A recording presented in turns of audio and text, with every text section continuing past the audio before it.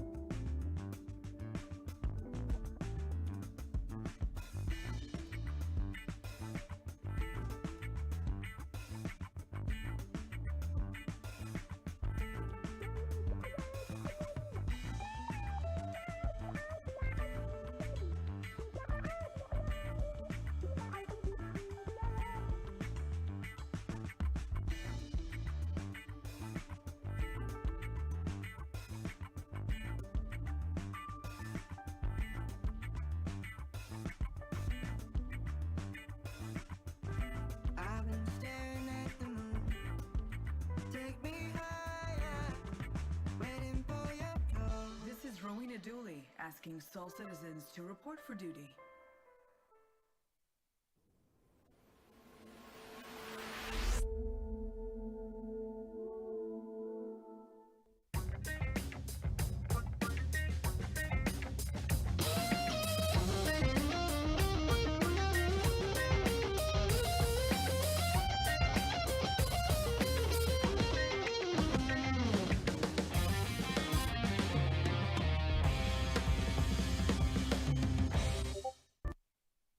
Bump. Hey, what's going on, everybody? Welcome back to the Soul Citizens. I am Griffin Gaming RPG. Today is Soul Voices Day.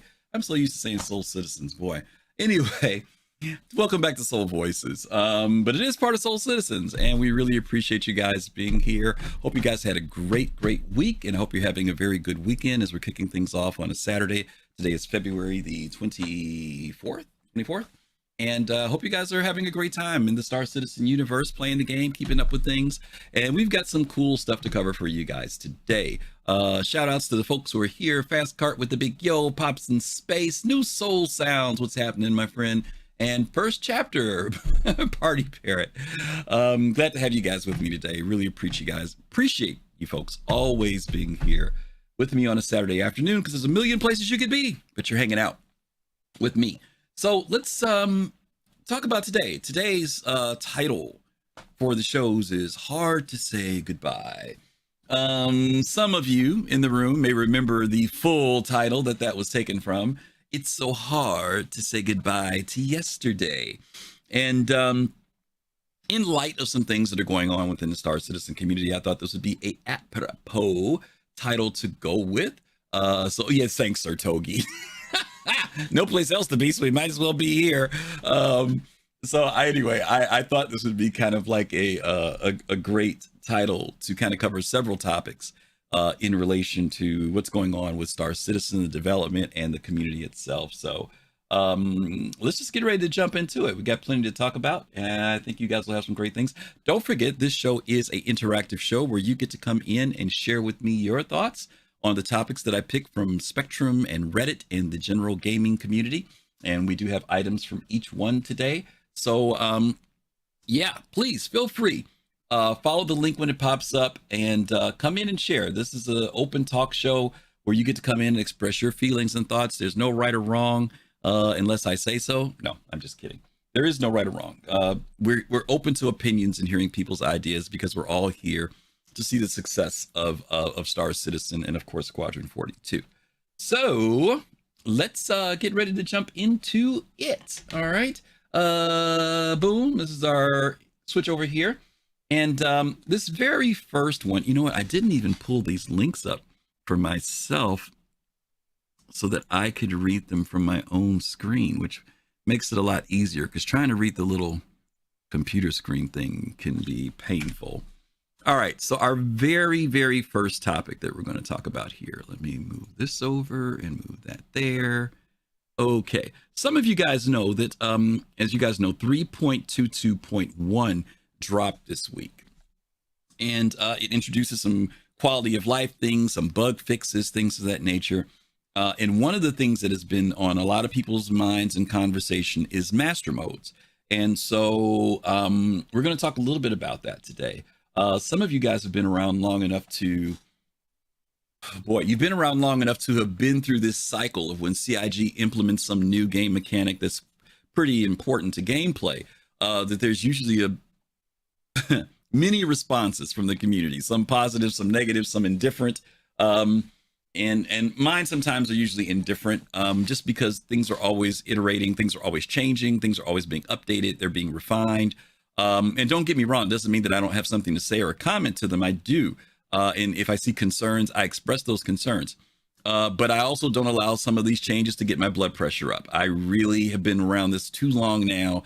I'd be, in an insane asylum if my emotions rode on the progress and the difficulties of this project. So this one, though, is an important one. We had this happen once before when the flight model's been changed. There's been concerns. This goes beyond the flight model, though. This is some other things that have to do with gameplay in general that impact other aspects of gameplay. So this one came from Spectrum. It was written by Zed. And it says, as a player that doesn't even PvP that much, all my fears were proven true today, referring to this past week's ISC, where they talked about MasterModes. So let me read a little bit of this to you. And we've got the link there on the screen if you want to follow along. Zed wrote, it is incredibly frustrating to see and hear that MasterModes' intent seems to be removing PvP entirely from the game. This is my concern when MasterModes reared its head with the nav mode I win button. That's what they're calling it, is the I win button. There is apparently zero risk now when going out and flying.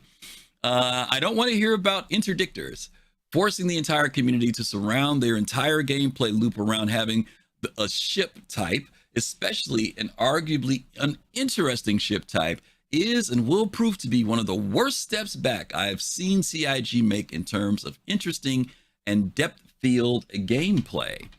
Moreover, I have been figuratively screaming that nav mode will be the downfall of MasterModes to completely and totally deaf ears, with no indication until this point that CIG's plan was to introduce a flight mode that makes you entirely invulnerable with zero risk. Tell me, if I can tap B and just win an engagement, why shouldn't I? Clout, so I can get a repair bill, potentially risk my ship just cause I want to? How or why, we're still there. How or why should fleets engage with others knowing all an enemy ship has to do is focus on one ship in the fleet and then just hit B and walk away? Let's see, is there more? Yeah. Why, as a civilian, would I need turrets when I can just fly away faster than pirates? There's no choice being given in this mode. You either buy an interdictor or you've lost before the fight has even thought, let alone starts. And as a civilian, if my nav mode is negated by an interdictor, then I just lose instantly. If it doesn't, why should I even have guns on my ship at all? I can fly faster than the pirates that exist out there, and I'm essentially immortal unless I sneeze and accidentally hit the SCM button. This is my prediction. If 3.23 hits with MasterModes, it's in its current configuration, the people who hate PvP will cheer from on high as they never get attacked because the people that do PvP will quit. Interesting perspective. I know this because Dual Universe had the same exact idea with their warp drives, and it killed any sort of risk in the game. I am going to predict no PvP at all. Nah, because people will still fight each other for fun, but nav is a get out of jail card free that removes risk from the game. If you put this into the game this way, and civilian Care Bear, I hate to use that term, will screech if you reverse it. It's not a good idea. Give us risk. There you go. Okay. So I don't know, I know some of you may not have had a chance to mess around with master modes while it was in the PTU, while it was in EPTU. Now it is in 3.22.1 under the Arena Commander. So maybe you haven't had a chance to try it out yet. I got a chance to, when it first came out, I monkeyed around with it a lot.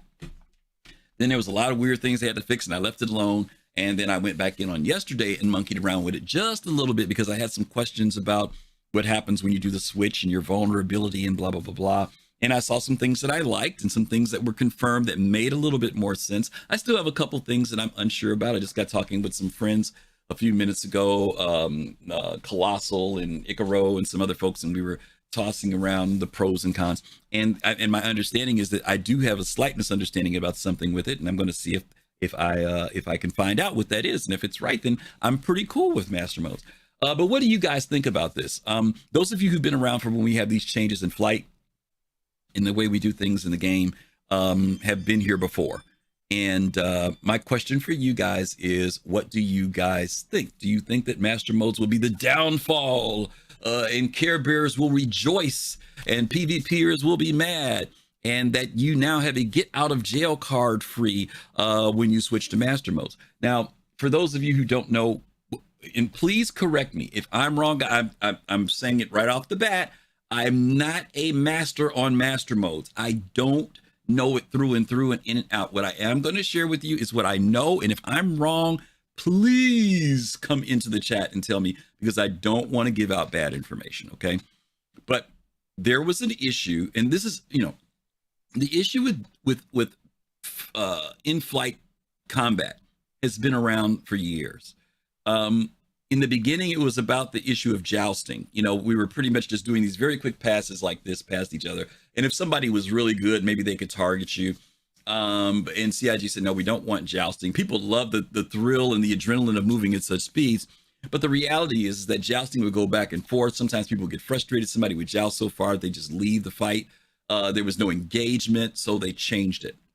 And then the next time was then they slowed the ships down. They got them to move much slower. People went ape about that. No, we like the speed. But they say, no, but we don't want you jousting. So then they bring the speed down a bit more. And then they bring it down a little bit more. And they say they want us to be able to engage and get closer. They want dog fights to happen, not from where like you're shooting and all you're identifying is a marker or a blip, that you're just tracking a little, icon. They want the fights to be where you come in close, up tight, you can see your enemy, you can target certain systems. So over the years, it has morphed, it has changed, it has grown, it has evolved into what we have now. But now this master mode thing tackles another issue. And one of the issues was that people, if they were being attacked, that they could easily jump away from a battle and break away from an engagement. Now, some of you were around back in the day when you used to be able to just quantum anytime you wanted. You could just point your ship in a direction. You didn't have to be locked on a certain marker or anything. You could just hit quantum and pew and go. I remember when that got removed and I hated it.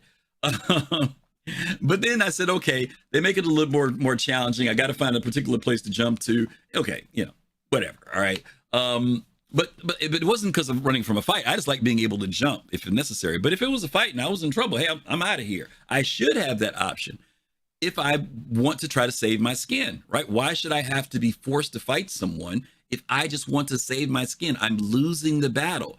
And if I have enough time to make that jump, the thing about spooling to a location was it also kept some advantage to the person who was attacking me because I couldn't just jump away, right? So I was taking a risk. Even while I'm spooling, I've got to now stay in a certain position, and this person may even see that he's not moving anymore. I got to get him before he spools up. Okay, different people have different opinions about that. But let me say this.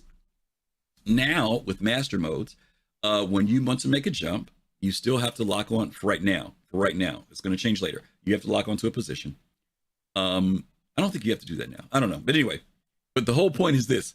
When you decide to go into quantum mode, as you go into quantum mode, your weapon's cut off, you lose your weapon power, and your shields begin to decay. They're turned off. Now, when they say turned off, what they're saying is that they're no longer power going to them, but your shields are still on, but you will start to see your shield bubble do this. You'll start to see it go down, it'll turn red, and then it'll go away. I did a test yesterday on the Connie, and when I did it on the Connie, it took about 15, this was on a stock Connie. It took about 15 seconds for my shields to finally dissipate and go away. In the meantime, while this is going down, my quantum spooling is going up. Okay. So I do have moments of vulnerability there, right? Because if I'm getting pounded by somebody's guns, even though my shields are going down, if you're being attacked, those shields are going to go down even faster, okay? But anyway, that's the general idea of it. And then you can speed away faster. You can move faster. You can go from 200 meters per second or 199 or whatever you're doing in SCM to a faster speed while you're trying to get away. But you also start to become vulnerable. I don't necessarily see it as a get out of free card. I do see an area of vulnerability that still exists. But I'm going to bring in some folks here, let them share their thoughts, and maybe they can give me some corrections. Because again, I may not have the whole MasterModes thing down. I haven't had a chance to, in this latest iteration of it, monkey around with it. So let me I'm going to bring in Togi first, and I'll bring in Jay Voodoo Chow, because I'm not sure who came in first because I was talking, guys. So forgive me if I'm out of order. Welcome, Sir Togi. You there? What up? Hey, what's up, buddy? Oh, chilling. Good. You got some insight for me? Yeah, I read this thing, and I'm like, what's the difference between this and what we already have now, right? I was kind of thinking like, oh man, like you can jump away, like we don't have quantum drives already. Mm-hmm. Yep. It's gonna kill the game. Yeah. just the sky is falling, and now we can't even jump away quick enough to get away from it. Yeah. Do you have a certain feeling toward? Do you feel that MasterModes is leaning in either direction, giving advantage? And if you do, that's fine. Do you feel it's giving either an advantage? Do you think it's balancing it a little bit more? Or do you think that it is kind of giving either the attacker or the person leaving? I don't think that it's giving like aggressive versus non-aggressive any advantage beyond what already exists. Okay. All right. Like there's already an aggressor advantage. Okay. Because this person feels that the Care Bears are going to get the advantage, that they're no longer going to, they're invulnerable, basically, is what this person thinks. The only advantage that I'm seeing is taking some advantage away from high-skilled players and giving it to unskilled players because it is just easier. Okay. It's still going to be the kind of thing where if you're on a planet and you're in Atmo and they have an interdiction ship, you're dead unless you fight back, or better than them. Okay, fair enough. Okay, Togi, thank you, brother. Appreciate your kicking us off today. All right, let me bring in. I think I said I was going to bring in Jay Voodoo Child and Stunner. I think it was Jay. You there? Hello. How are you doing today? How you doing, buddy? Doing well. Good. What you got? So I'm not in the game. I don't know, real applications of this or what came before. So I'm kind of reading and speculating based on information and other people's feedbacks. Okay. So again, is something really changing that if you didn't have some sort of dampening field, you could just quantum away already to now. So that situation kind of is adjusting somewhat because there's this time element. But it's still the same old. The thing I think this poster is really missing is PvP will still exist at certain points in space. And if that Care Bear, which I count myself a part of, wants something in that particular space in the universe, they have to defend it. And they don't have the choice to run away. Otherwise, they'll lose that asset, which, is at that particular space. Okay. And I think PvP will always exist just for that reason. Okay. There's PvP in various forms, right? There's the one-on-one type PvP, right? Two fighters, for example, right, are going at it. There's the PvP that has to do with the economic dynamics, such as piracy or trade, right? You're going to come after a hull B, right? And you decide that you're going to try to pirate this particular ship. Do you feel that it's equal balance when it comes to a squadron or combat fight versus something that goes along the lines of like trade or miners? Do you think that it levels the playing field for them? Do you think it makes the playing field lean more toward one or the other? And I'm referring more toward the less aggressive scenario where you've got somebody who's in a mining ship or refining ship, and there's an aggressor that comes to want to attack them. Do you think that there's any advantage for either of them, or does it balance it more for you? Well, so for a refining ship, that entity is mobile. Okay. And so therefore it's not subject to the same kind of PvP vulnerabilities of a mining station on a planet that, an org has built or something like that. Mm-hmm. And so the fact that it can move away now, mm-hmm. it can move away in MasterModes, mm-hmm. That doesn't really change. Mm-hmm. As far as the types of PvP, I really see it as only one type. It's just a group of players, as I typically see it as, trying to engage with other players, regardless of whether they're, Care Bears or not. They're going out seeking what they deem the toughest opponent they can, another player instead of an AI. And for me, the worry that I have with Star Citizen is numbers matter. And the answer is always bring more people. Okay. And at a certain point, that becomes Eve level, massive orgs going up against each other to control spaces or what have you. And then that becomes the PvP norm. So, maybe we'll start out and we'll occasionally see one-on-one PvP battles, but I think eventually it's always going to bring, okay, I lost this battle. Let me see what friends I have online. I'll go find this person and get my revenge. Yeah. I think to your point, CIG has shown that. And I think sometimes players, there's a struggle I have, right? That players, we've gotten kind of, how can I say? I don't want to say conditioned. That's not the word I want to say. The gaming industry in some ways has conditioned us into solo play with a lot of things that we do versus cooperative gameplay. And what I mean by that is that, to your point, if there's an engagement that takes place, our natural response is, I need a bigger gun or a bigger ship or a something, not let me get someone else to assist me in completing what it is I need to do. When the Hull C commercial came out, one of the things that I noted about it was that when they showed the Hull C flying, it was being escorted by 2 ships. Even when it was doing its jumps, when it was delivering, there were 2 Reliants that were flying along with it. When we saw the Banu Merchantman in Pyro and it was on the ground, there was a Banu Defender that was out circling it, doing a patrol. And I think that, CIG is kind of telling us in many ways that, these ships may be formidable. The Banu Merchantman has a big gun on it. Yes, it's formidable, but it's important, if that ship has valuable items on it, that you have an escort with it. If that Hull C, yes, the Hull C is pretty tough. Misk is known for having great armor on its ships, but they still have escorts going out with them. So if you're going to go out, and I think that a lot of times people see when they're looking at this master mode situation, they're looking at it in a one-on-one scenario.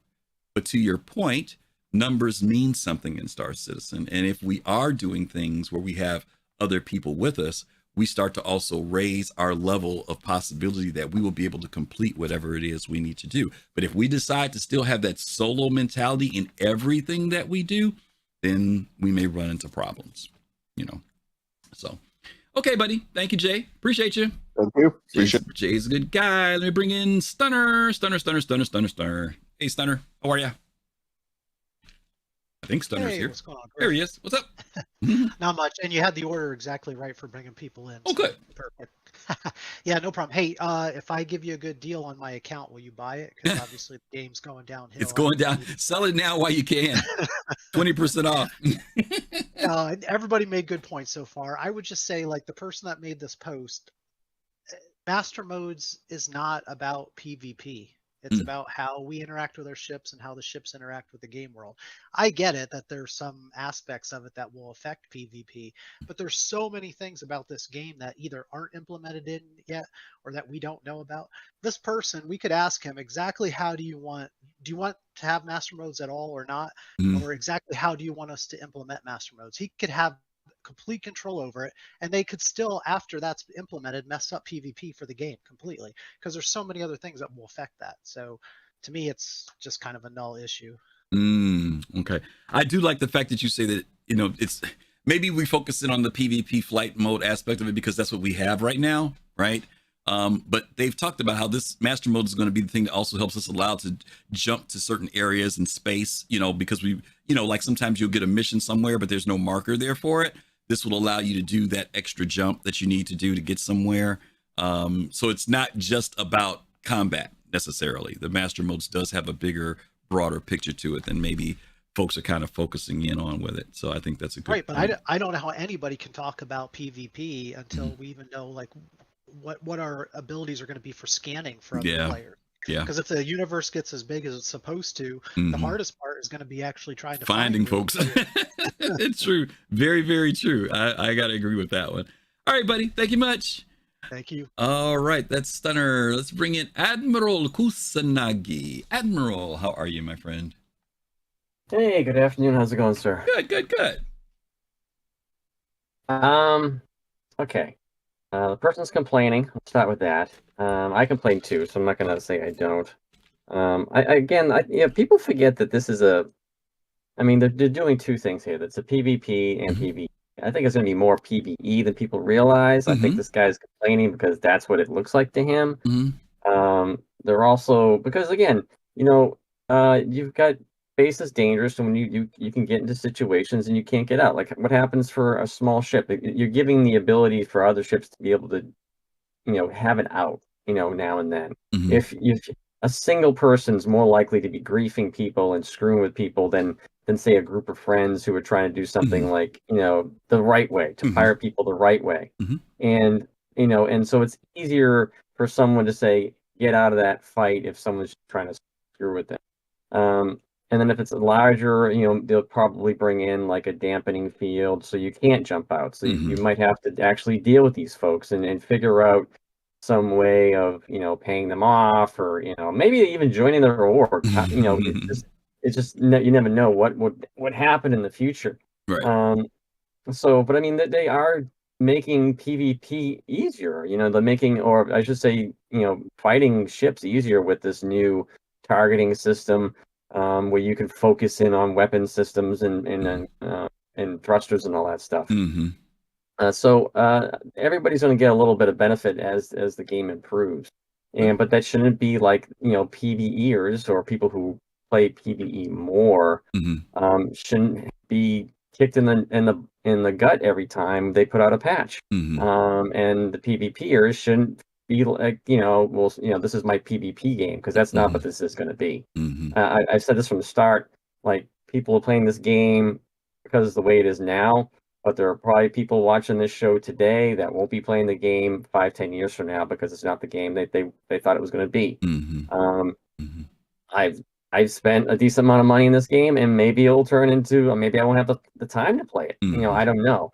So there are a lot of factors out there, but Chris Roberts has a vision, and they haven't really wavered from it. And it's just things are being put into place to kind of make it be the game they were always strived it to be. Okay. Good point. All right, Admiral. Thank you, brother. Yeah, Admiral makes a good point too. This game is still in development. This is a time for us to be able to give our thoughts, and it's not written in stone. You guys have been here before. You've seen stuff happen. Things change. But this is our opportunity to kind of talk about what's going on in the game. Let me bring in Pops in Space, I think was next.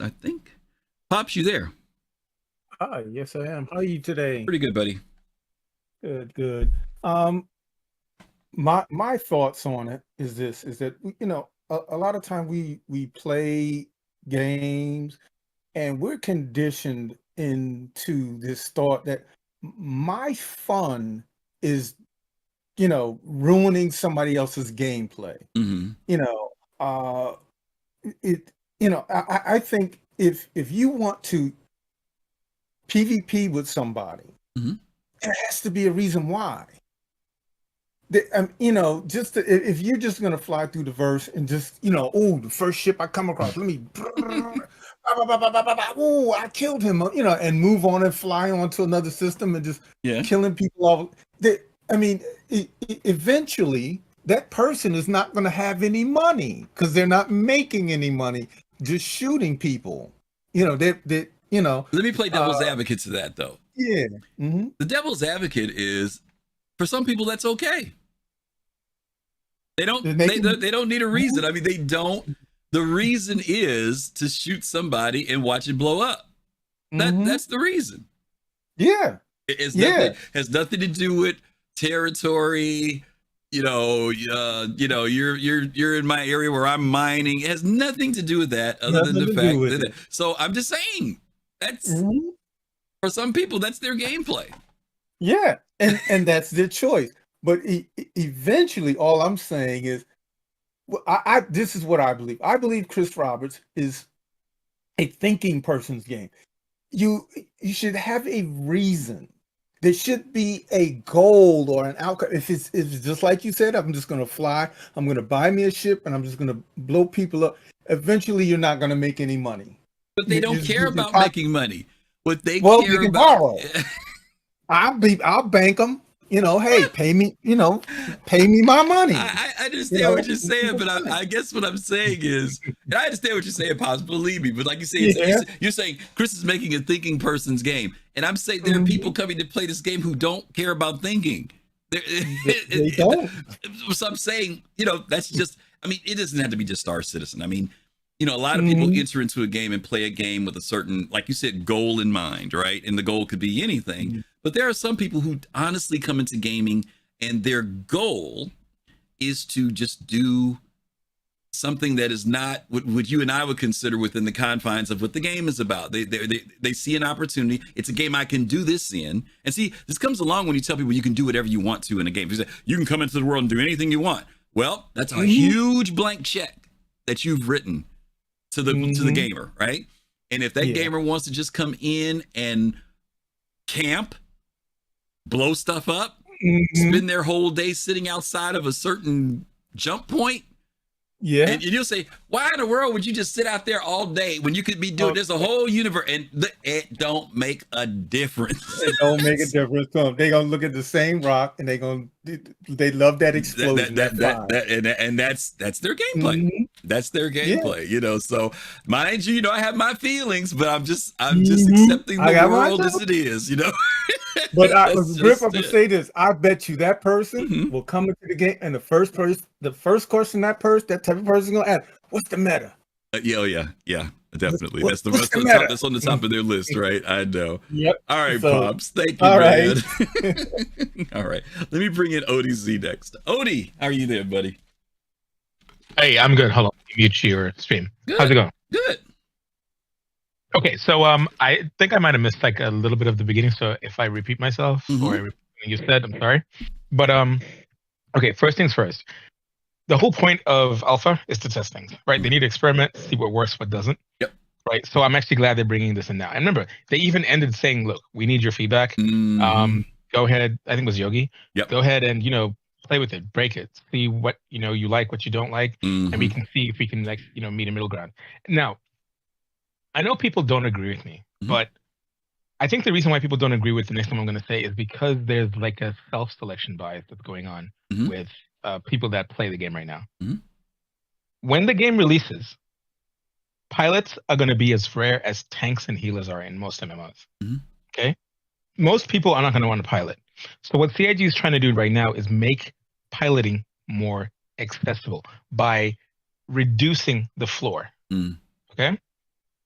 That way, more people will actually want to fly ships, right? Because I don't think we want to be in a world where you having chat spammed, "Hey, I need to do a combat mission." Remember, the AI will be better, right? I can't, pilot my ship and actually kill any of the NPCs, so I'm going to call out for an NPC for a player pilot or something like that, right? That's literally what's going to happen because people here right now, they're diehards. They want to pilot ships.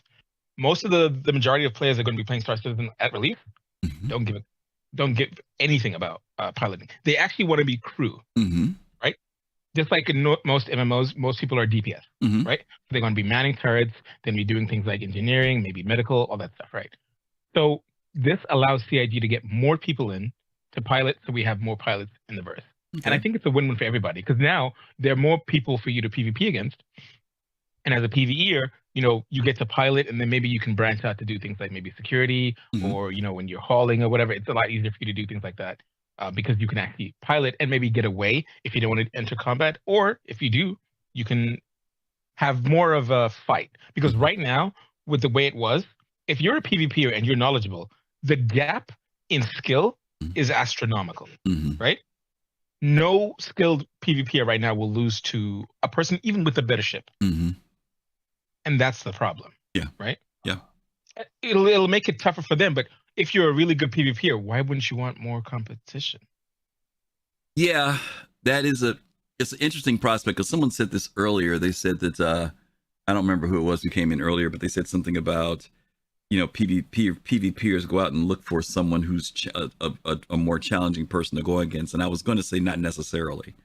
A lot of people I know who do PvP don't care about the level of skill of the other person. They don't look like, if you're the number 2 fighter, I don't go into the game looking for you.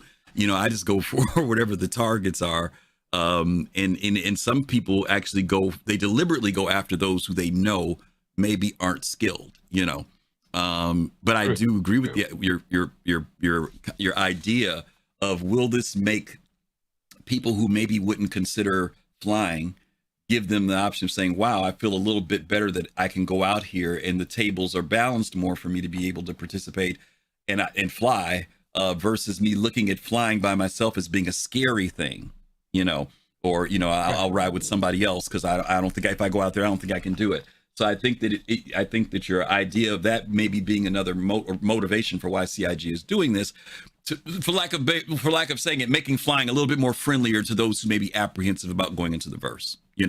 Right. I think that's an interesting prospect. Sorry, if you look at the niche of Star Citizen, right? It's a space simulator, right?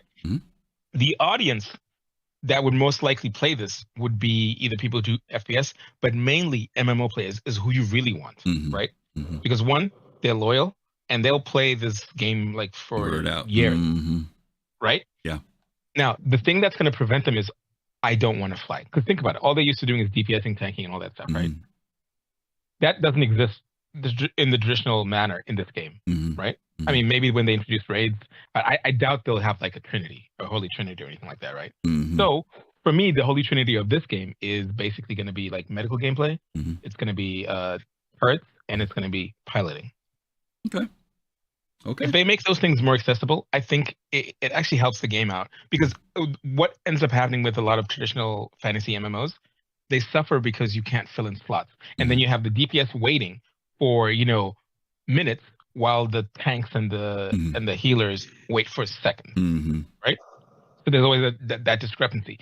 This is actually a really good way to try and curb that early on.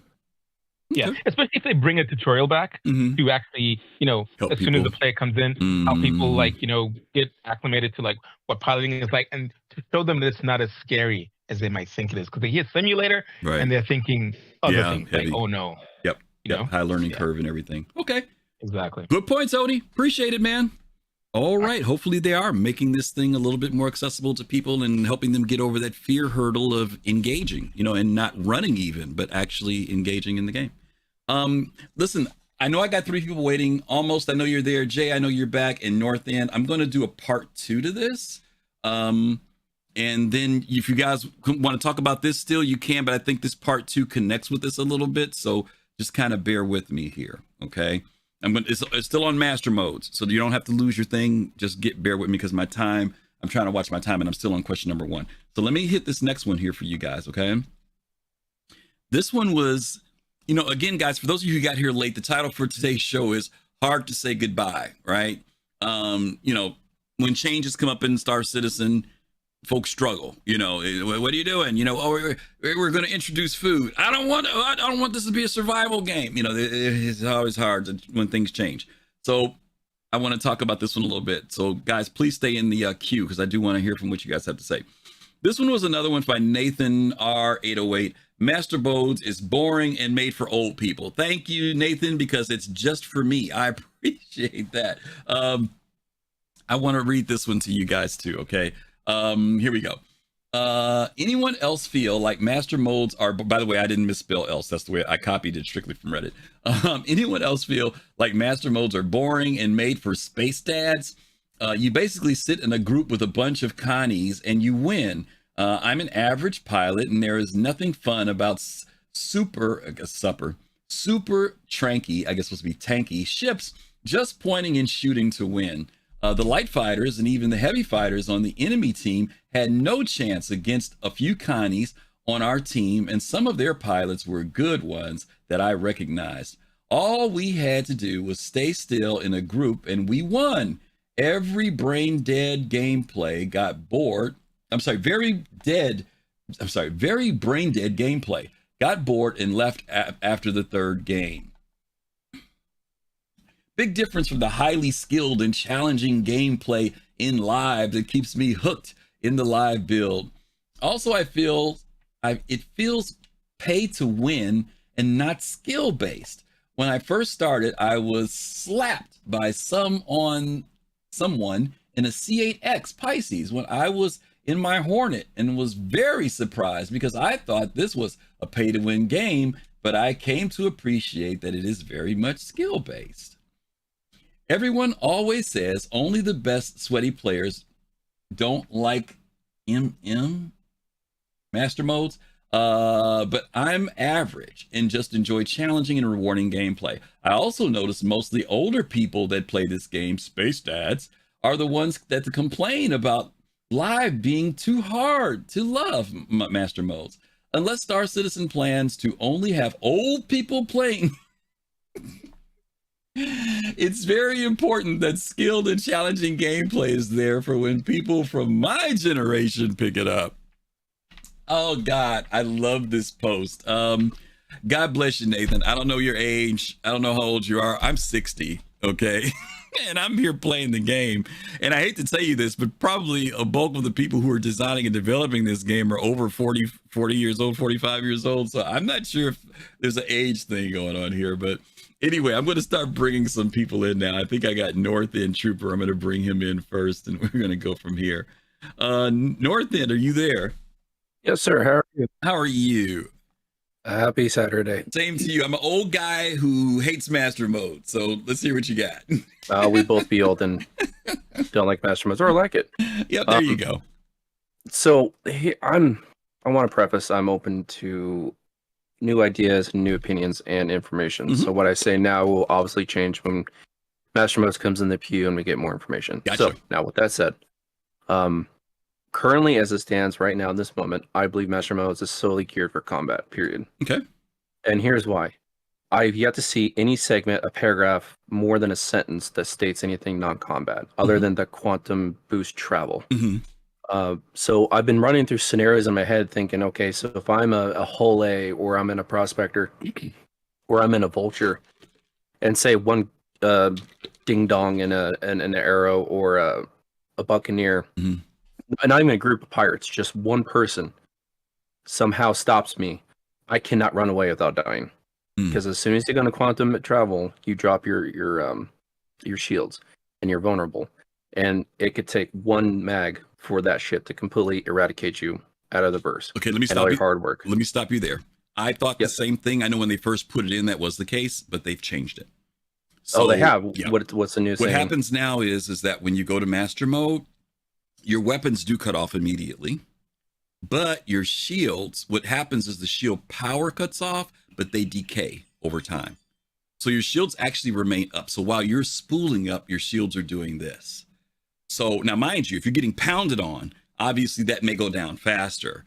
But I was in a Connie stock shield. I said this at the beginning of the thing, so you probably didn't hear it. I was in a stock Connie, stock everything, and it took about 15 seconds before my shields dissipated. Okay. I want to ask on that. Sure. What is it when it comes to your shield depletion versus your quantum spooling up? Because I know now it was, and that's why I gave you a rough time. It was almost again. This is with stock stuff because some quantum drives do go faster than other. I'm not sure. I don't know if for example, I don't know if certain shield components may maintain a longer duration or drop faster because those could be variables too. And like you said, this is all being still built out. But all I can tell you is time-wise, it took about 15 seconds while by the time I was spooled up, my shields were down. That's basically what I'm saying. It was almost like at the same time both were happening. So I wasn't completely vulnerable during that time while I was spooling, but there is a point where it gets down to the bottom and that's it. And spooling, was just kicking in at that point where I was able to go. Now that may be just on that particular ship. Maybe there are some where the shields go down faster and you're still spooling, or maybe some of them where the shields stay up and your spooling is complete. I don't know because I haven't had enough time to monkey around with it. That was just one example that happened on yesterday. And I know a lot of people heard CIG say that because when you say that term of once you go into master modes, your shields drop. They don't cut off. The power goes that was going to them moves to spooling. And now those shields are up and they start to decay over time. So I just want you to know that in the details. Yeah, again, and it might have been just the way they said it. That's what I thought too. And it wasn't until yesterday. I monkeyed with master modes when they first put it in, but when I did it yesterday, I saw that. I'm like, oh, and I kind of breathed a little bit of a sigh, when I saw that.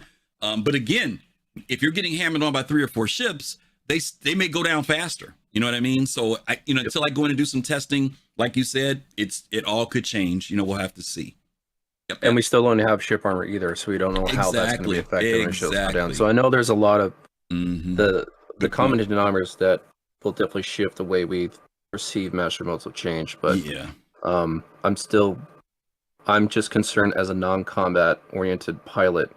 If I get caught with my pants down by even one ship, what is my survivability? Just be like, nope, and just nope out of there. Is it a high percentage or a low percentage? Because if it's like less than 5%, then it's like why even cargo haul? Why mine? Because if you get caught, that's it, game over. Yeah. And believe me, it's kind of funny when I've listened to this conversation about this because here we've got some people who are PvPers who feel like something's going wrong. Then I've talked to people who are on the other side, like people who are miners and traders, and they think that the pendulum has swung the other way for them. And they think this makes it vulnerable for them. And it's been interesting that both sides have felt like, their side is losing with this deal with master modes. But again, you just said this earlier, that CIG has encouraged us to, hey, Yogi and them came out and said, hey, we want to hear your input. We want to see what you guys think of it. It's not written in stone yet. Those of you guys who are around for hover mode, you'll know what I'm talking about. They do listen and they want to hear our input, and I think it's important that we do give it to them, Yep, and that's why I'm trying to keep an open mind and hope, and I have faith and belief that they will listen to our feedback. Awesome. Thank you, North End. Appreciate you, brother. Thank you, sir. All right, let me bring in Almost. I think Almost was next. Almost, you there? Yes, I am. Good. How you doing, sir? Good. Hey, I feel good. Victura, thank you so much for that resub. And let's see, was that Goofball? Thank you for the follow. Tilted Turtle, thank you also. That was from a couple days ago. Goofball, thank you for the follow. Appreciate that. Thanks, Victura. Good to see you. What you got for me, buddy? Okay, so to address the first person real quick, he's saying there's I understand what he's trying to say, but it legitimately only took me about 2 to 3 minutes to run through a bunch of scenarios and figure out what he's missing there. Okay. If you're in a larger ship, I think it helps solo players because if somebody's trying to grief, like you have the solo griefer who's out there just to kill people. Okay. You could switch to speedster mode, drive off, and if he's really wants to chase you down, he's going to be able to catch you because more than likely you're in a big ship, he's in a small ship, and he probably goes between 100 and 300 meters per second faster than you, so he can catch up to you. If he really, it would take some time. So I think it helps the solo player a little bit in specific scenarios. Maybe even in an org scenario where they're like, it's not worth chasing him, so we'll just let him go. So I feel like he misunderstood that. People are very smart and they're going to be able to figure this stuff out. You know, if orgs want to bring down like a whole DE, whatever, you know, they're obviously going to be running interdicting ships, so you can't jump away. The most you got is speed, but again, they'll have fighter ships. They'll be able to catch up to you. The other one, let me share something real quick on something you just said. I don't know if people are keeping in mind that if you decide to chase me, you also have to put yourself in the same situation that I'm in. Yes. In other words, that fighter, in order to accelerate beyond SCM, has now got to lose their shields and their weapons.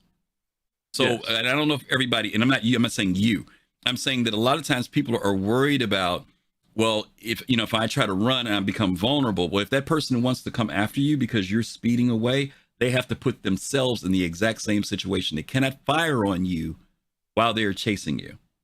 So you guys keep that, not you, Almos. This is again for other folks. I want to make sure that people understand. I want people to understand that that's another factor that's involved in this. Okay, so go ahead. I'm sorry. Yes. And it's not like big ships can stop on a dime either. So they could go a couple 100 meters in front of you or 1,000 meters and then switch and then open up on you while you're still trying to slow down like the freight train you are. Right. So there's to me, I don't see that as a factor. And then on top of that, I think distortions are going to have a big impact. So let's say you do want to do that situation where you want to put it in your fast mode and drive away as fast as possible. Well, guess what? Distortions work best when you don't have a shield up.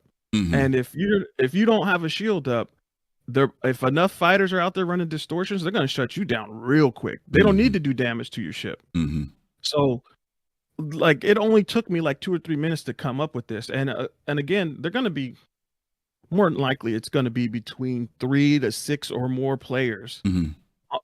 Once you get interdicted, so you're not just going to be able to just fly away. They're going to shut your ship down real quick. Okay. Now onto the Nathan's with the master modes for old people thing. Now this one's, I think it's kind of obvious that most people knew from the very beginning they were lowering the skill ceiling. So the skill ceiling is being lowered. That's kind of obvious, but it also means that the average player will do better. So not just old people. Yeah. So the average player will do better. It's just think of like putting your hand on the bottom and the top and saying, this is the gap, and we're just shrinking that gap. Okay. That's basically what it is. Now, because this is before live happens and people haven't figured everything out on paper, you can just say it's shrinking the gap, but in reality people will figure things out. And I'm like 100%, they will tweak it to make it feel right. Okay. So I'll buy that for $1 too. All right. Yeah, that's how I feel on it. Cool. All right, Almost. Thank you, brother. Appreciate you. All right, let me bring in Kai Zin. Haven't talked to Kai in forever. Kai Zin, what's up, brother? What's up, brother? How you doing? You, it's your world. All right, so where do we start? Mr. Nathan R808. First off, having rotated 3 times through Naval Station Pearl Harbor, I can tell you 808's the area code for Hawaii. That's right. My brother, if you live in Hawaii and this is how you're spending your time, you need to go outside, feel the sunshine on your face, find a pretty girl, see if you can impress her with your deep thoughts, because your shit is too weak for the internet. All right. Look. Goddamn. I mean, look, Nathan is doing God's work in the sense of the game is still a couple years away from being ready. So these idiots with their deep thoughts and observations and witticisms about forum dads are giving content creators some shit to do to like, all right, we could just string this along and like, we could talk about like, hey, this guy says whatever. But here's the reality. I can't I feel like it's a waste of time because I've said this 100 times to you on air already, Griff, but you're judging the cake before it's baked. Yeah. Bro, like, yeah, come on. Yeah. There's hundreds of iterations. I guarantee you they're going to make this more PvP friendly 50 times. And they're going to make this less PvP friendly 50 times. And they're going to add in, when they add in the armor values, everything's going to change. When you add in proper AI, everything is going to change. When you add in server at the right size and multiple systems and all of this all stuff, the variables, yeah, everything's going to change. So if you want to get into providing feedback with a view or an aspect towards, hey, as a playtester, I've tried this and I think that this skews a little too far towards that, or I think this is a little too towards that. Right. Okay, that's what it's there for right now. This is the time to like say, hey, if you you've changed the recipe.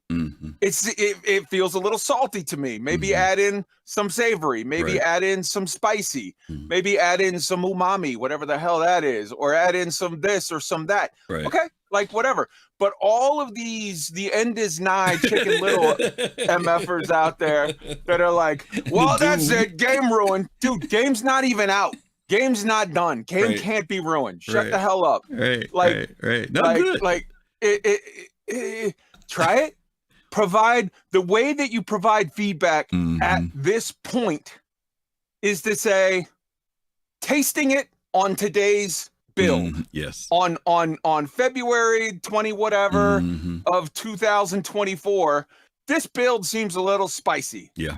Add some beef stock.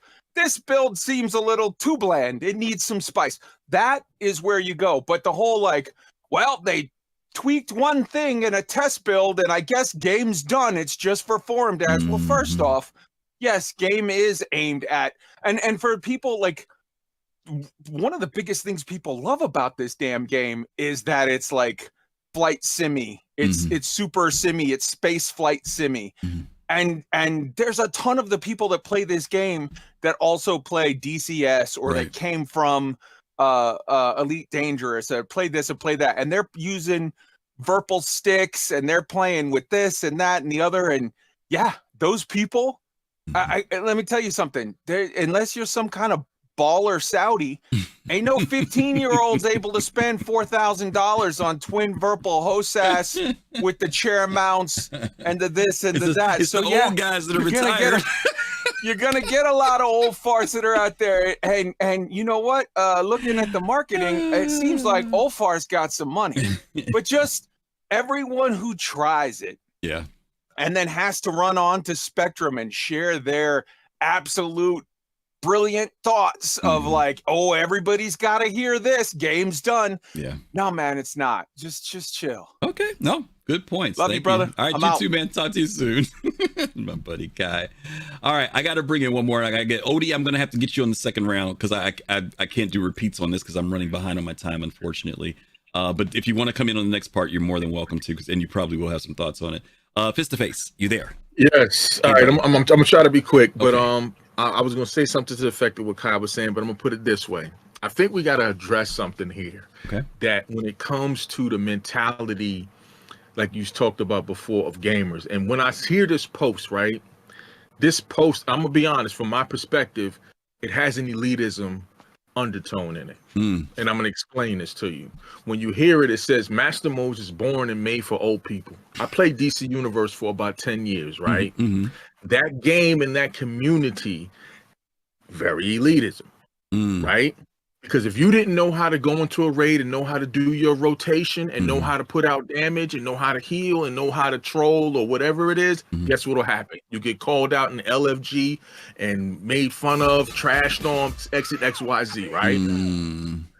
So what I'm comparing this to is that when I hear this, I've seen it's like I see these signs of these mentalities where it's like, if this game does not fit in this box or this view scope of what I'm seeing it should be. And these people are going to be able to, you know, do as they do in this group, and this casual is going to be able to, you know, skew the game this way, or the company is going to skew the game this way for that people. Then it starts to sound like, okay, wait a second. It sounds like you're afraid that you're not going to be king of the hill. Because I had to address that one time in the guild that I was in. Because I had to say to them, because they were saying, listen, we want to bring in more people into the guild. And I'm like, I said, wait a second, but y'all want to bring in more people into the guild, but whenever you go into LFG, right, and you bring somebody into the raid and they don't perform, you trash them. You trash them. So how's that going to work? Yeah. And it doesn't have to be old people. I mean, you could swap out old people for noobs, right? I mean, there's a lot of phrases that you can swap out for that. People who aren't at the level of where I think I am, right? And believe me, I brought this in as a joke. Being an old person, I kind of chuckled when I read it, because it's kind of like, you know, I'm not having any problems with MasterModes, or the idea of MasterModes, in the sense of it's like it's going to hurt. Am I looking at it like, oh, this is going to hurt young people? It's like, come on, you know, that's not how I'm looking at it. I'm looking at the overall gameplay of the game, and there are people with a variety of skills in this game. I don't care if you're 18 years old. I don't care if you're 80 years old. I don't think that's a factor in the game. But it is interesting that, to Kai's point, people have made a solid decision. And again, if you've been around any length of time with the development of this game, you've seen things come and go. You've seen things come, go, and come back. You've seen things come and go and disappear. You've seen modifications, changes. And this is the time for us to be able to give good suggestions, well thought criticisms, also to say when things are done well. You know, a lot of times, a lot of stuff is the negative versus this is actually very cool. It's very easy to forget that.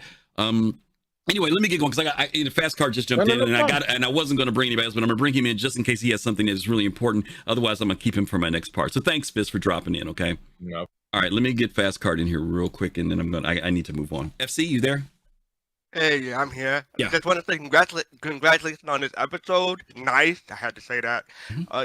So as far as this person, the original poster goes, yes, make this game as easy as possible for me. I'm old. Make it so that I don't have to spend 40 minutes to get ready to go on a mission. Yeah, I really appreciate it. Yeah, go ahead. All right, no, stay. I need you to stay for this next part.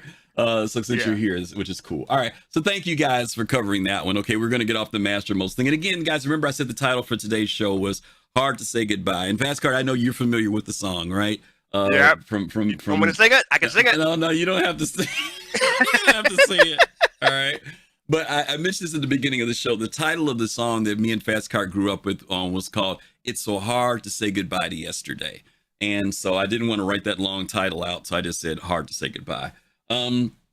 But we have had some things that have just recently taken place in the community. MasterModes, you know, this is about another change. You know, it's hard to say goodbye to what we've been familiar with, what we've been used to, the way things have been. And we struggle. Even sometimes before we've even tried it out, we've already just thrown the no vote on it. But, you know, we really want to encourage you guys to remember, as Jared always tells us, that development is always about change. And change is the one thing that we can always understand will happen when it comes to Star Citizen and development. Now, that's just not in relation to the game. It's not in relation to just gameplay. But there are other aspects of the development that it happens that can still be hard. And one of them was some stuff that just happened this past week or this last month. Many of you guys know that, or you begin to hear that there have been, once again, employees that work at CIG who've been leaving the company. Now, those reasons for leaving vary. And some of the reasons we do know, some of them are reasons that we don't know. Some of those reasons are pretty straightforward reasons, right? I mean, people just move on. Right? Sometimes people move on because they are tired. They move on because of pay. People move on because of family. A lot of things. I'm watching, Fast Car, I think I mentioned this to you. I'm watching a great documentary. If you guys have not watched this, on Disney Plus, there is a great documentary on ILM, Industrial Light and Magic. It's called Light and Magic. Okay. And it goes through the history of how George Lucas got Industrial Light and Magic started and its progression over the years to where they are today. I think it's like 6 parts or 8 parts right now, but it's really, really good. If you're into that, if you're not into that, you'll be bored out of your mind. But if you're into the whole thing of, movies and seeing how much impact Industrial Light and Magic has had on the industry, it's great. But it also gives you an inside look of the people that work at the company. And FC, one of the things that I saw, and you've heard me do this before, make parallels to things with the Star Wars franchise, but there was some real things in there that I saw and said, wow, I wonder if CIG is going through the same thing. For example, one of the things that they showed was after they had produced the original Star Wars in 77, and then they began to work on Empire Strikes Back. They did Indiana Jones. ILM at that point started opening up to not just doing their own stuff, but also doing other films and other productions. One of the things that was a burden to a certain degree was that they were pushing the cutting edge of technology, that they were always at every project looking to see how they could outdo themselves, how they could take things up another notch, not just keep recreating what they've been doing, but come up with something brand new and entirely. They were challenged by Jurassic Park, for example. They were challenged by The Abyss. The Abyss ended up being the formula for how they were able to do Terminator 2 with the liquid face and the Mercury. So they were always pushing this. And in their 9th and 10th year, some of their major people who had been there from the very beginning literally went to George Lucas and said, dude, I'm tired. I got to go. It became an emotional, mental stress thing for them. Some of them went and started their own company because they had learned a lot of things and decided to say, hey, I'm going to take a change and maybe try to do this myself. Some of them literally stepped back and said, I need a break.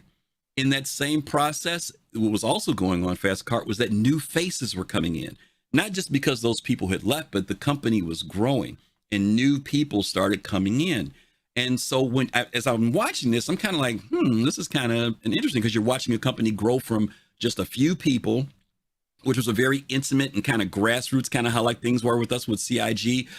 Everybody knew everybody. They were small teams. And then they began to expand out from, model building to building computers to starting to do animation. Fast Card, I completely forgot that Pixar was started at Lucasfilm. Yeah, I was going to say that. I remember Pixar being an independent company, but I'd forgotten that literally George Lucas started Pixar. So, all these different things start to spring forth. But then after a certain period of time, about a decade, and it happened again, another time where same thing, some folks just moved on. And these are people who were integral, Dennis Murin, some people who were very integral to starting ILM and getting ILM off the ground. So just recently, as I was saying, we've just had some faces, and Fast Cart and I can talk about this a little bit. We've had some people who have left CIG. Now, I want to ask this. I don't know if anybody knows about Dan Truffin. I hadn't heard. I want to know if anybody knows if this is true. If it's wrong, CIG, please, Dan, please forgive me. But I have been told that Dan Truffin possibly has left the company too. I don't know if that's true. We do know that Todd Pappy is no longer with CIG. And many of these took place right in January. Now, we do know that CIG was doing some restructuring. Some of you guys have seen the pilot. One of the backers in CIG, about a year and a half ago, 2 years ago, the pilot got hired by CIG to go work and do animation. And then a year later, he left. He was gone. And part of it was because CIG had wanted him to move. And as they, I guess, was building Manchester, they've been trying to consolidate and bring people over to Manchester. And a lot of people have not wanted to go there. They didn't want to make that move. It's a huge life change to move maybe from Canada or the US, wherever you're at, and decide to go there. So sometimes people just don't want to move. Their family, their roots are in a certain place. But, I think Todd Pappy's in Washington State, is where he is. And I think he was commuting already. He's working out of the LA office and then over in Manchester, blah, blah, blah, blah. I don't know if Dan is true, guys. So if it's not true, I'm just hoping that maybe somebody in chat can confirm and say, yeah, Dan is still with the company or Dan is not with the company. But we do know that for sure that Todd, because we know that he's no longer with CIG. FC, did you want to say anything about these two before I move on to the other two? Because I got a couple more I want to talk about. It's just hard for me to say I'm sorry. Oh wait, wrong song. No, I don't have too much to say. I'm going to miss them, and I mean, this is normal for the industry, right? Yeah. People come and go. It's like we had. I don't want to start naming names because don't show favoritism. But over the years, a bunch of people have come and gone. You had a show about that. You had a title. But it's normal for the industry because some people want a better position, and there's a lack of head or supervisor position in CIG. So they go to a different company to to get what they want, or maybe they find that their interests have changed. So it's normal. It's not that the sky is falling. The game isn't in trouble. Right. You don't need to lose hope. It's fine. Right. And that's part of what comes out of it a lot of times, right? As soon as people hear about this, and people I've talked to who are in this industry say that people come and go all the time. I said that my struggle with this is that, and this is like an unusual situation, because most of the time we don't know who these people are that work in the background at these companies, right? We just know who maybe the community manager is. We may know who the publisher is, but to actually get to the CEO is. Or the CEO. Yeah, but in this particular case, CIG made a deliberate effort of introducing us to the people who work behind the scenes, not just Chris Roberts, not just Sandy, not just Ben, but you can keep going down that list of all these faces that over a decade, for many of them, or a decade at least, we have come to know who they are. We've come to respect them. We've come to lean in to listen to when they tell us things about the game, whether it's a Brian Chambers or a Sean Tracy. You and I have had this conversation about the pillars. I used to love pillar talk. Because as much as it's nice to hear from Chris, the pillars were the people that were between Chris and the developers and the engineers. And they had a great oversight or overview of their departments, of what they were doing. And they could break down where those departments were and what their progress was and how things were going. So Sean Tracy was definitely, not Sean Tracy, Ty Pappy was one of those people. Go ahead, what were you going to say? And also, some people in the community trust the word more of the pillars in CIG more than Chris Roberts. Yeah, absolutely. Absolutely. Even though they get their marching orders from Chris. Right. They get their marching orders from Chris. But again, Chris is often seen as a visionary or the person who has these big dreams. But these other people take those dreams and put them into places where, for most of us, we can get it, or we understand it, or we feel like at least they're telling us where things really, really are, down the road. And also, I want to give props to Jared and the SCL and ISC for giving the developers their voice, because otherwise we wouldn't know who have. I don't know, more than half. Mostly people are. Right. You humanize them. And we highlighted this, that we noticed that since CitizenCon, CIG has been introducing more faces, and we know the company's grown. Friday on SCL, Jared confirmed they're at about 1,200 employees now. And now we're seeing faces that we've never seen before, people that have, and then you talk, when they say, well, how long have you been here? And I go, I've been here 4 years, 5 years. These are brand new people that we've never seen before, that they are now cycling through for us to get to know as well. But I want to mention these people in particular, because these are names and faces that most of you guys have seen before. But I also want to say, here are some things that they have to say about what it was like when they worked at CIG. So Dane here says, I'm sad to say that I've been laid off from my position as level designer at Cloud Imperium Games due to restructuring. I will really miss working alongside some of the truly amazing people. The challenges and the accomplishments that we experienced together will not be forgotten. As I navigate this transition, I'm excited about the prospect of exploring new opportunities, particularly in the realm of level design. I'm reaching out to my network and would be grateful of any support and leads that you can give me in this regard. I know so many others in this industry find themselves in the same situation as myself, and I wish them the best. Please reach out if you can help in any way. So here he even acknowledges the fact that he had a great time working at CIG, but he also says, and the thing that really got me was this latter part, I know there are other people in this industry who have gone through the same thing. So this is not an unusual thing. And to your point, Fast Card, a lot of times people think it's oh God, we need to throw up the red flag, something is going wrong. Another one here was Jake Ross. Jake Ross also posted, and Jake posted, these are all within the last couple of weeks, guys, from January. It says that after 10 years, my time at Cloud Imperium Games is coming to a close.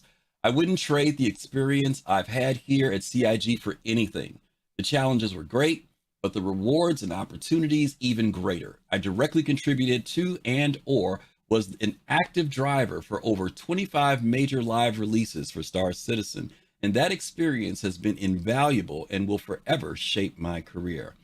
People have periodically asked me why I stayed at CIG as long as I did in an industry where you typically don't see the type of longevity I was fortunate to have.